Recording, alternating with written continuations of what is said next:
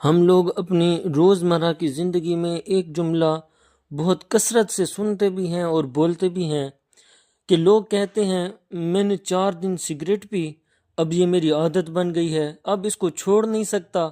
میں نے چند دن نسوار استعمال کی، اب یہ میری عادت میں شامل ہے، اس کے بغیر کام نہیں ہوتا۔ میں نے رات گئے تک بے مقصد سوشل میڈیا کا استعمال شروع کیا، اب یہ میری عادت بن گئی ہے، نیند نہیں آتی۔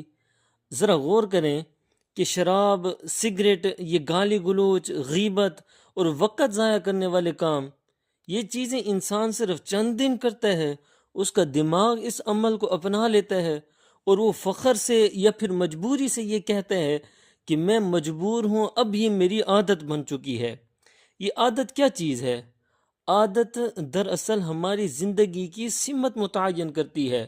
بری عادات ہمیں تباہی کی طرف لے جاتی ہیں اور ہم ان کے غلام بن جاتے ہیں، اور اگر ہم غور کریں تو ہم دنیا کی چند ناپسندیدہ چیزوں کو تو فوراً عادت بنا لیتے ہیں، مگر ہم نے کبھی اس بات پر غور کیا ہے کہ انہی عادتوں کی طاقت کو ہم عبادت میں کیوں استعمال نہیں کرتے؟ میرے دوستو، کتنا لطف آئے گا، کتنا مزہ آئے گا، کتنی روحانی لذت ملے گی جب ہم یہ جملہ بولیں گے کہ میں نے کچھ دن تہجد پڑھنا شروع کی تھی، اب الحمدللہ یہ میری عادت بن گئی ہے۔ اگر رات کو تہجد کے لیے آنکھ نہ کھلے تو دن بھر بے چینی رہتی ہے۔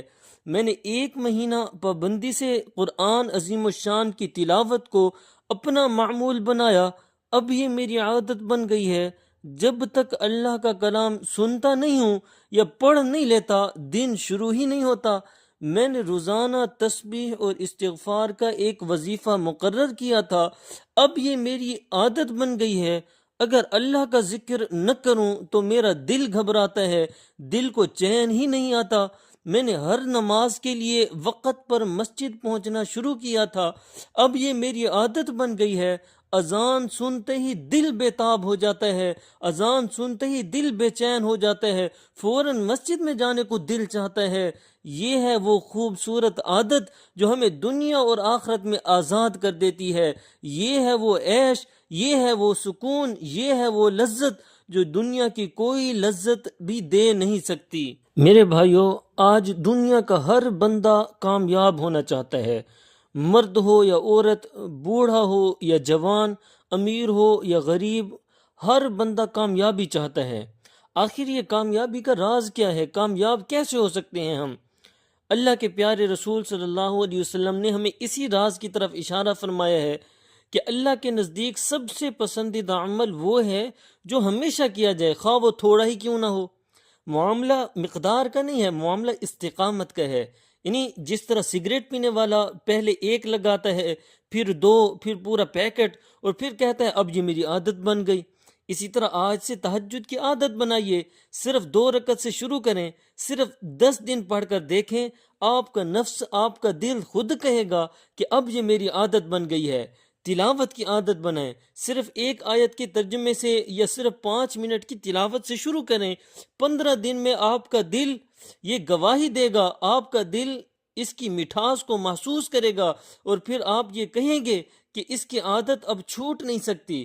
غصے کو پی جانے کی عادت بنائیں، جب غصہ آئے تو اعوذ باللہ من الشیطان الرجیم پڑھ کر خاموش ہو جائیں، یا صرف 1 منٹ کے لیے کمرہ چھوڑ دیں۔ صرف چند دن یہ عمل کریں اور آپ کے دماغ کو یہ عادت ہو جائے گی کہ غصہ آئے تو برداشت کر لینا ہے۔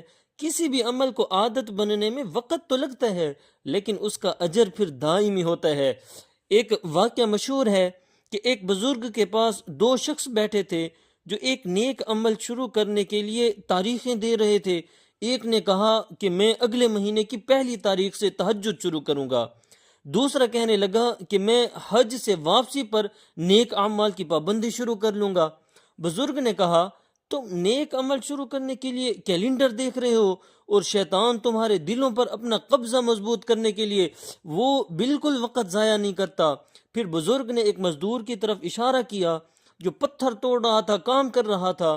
فرمایا اگر یہ مزدور کہے کہ میں اگلے مہینے سے پتھر توڑنا شروع کروں گا تو کیا اسے آج کی مزدوری ملے گی؟ نہیں ملے گی۔ یہ آج پتھر توڑے گا تو آج کی مزدوری ملے گی۔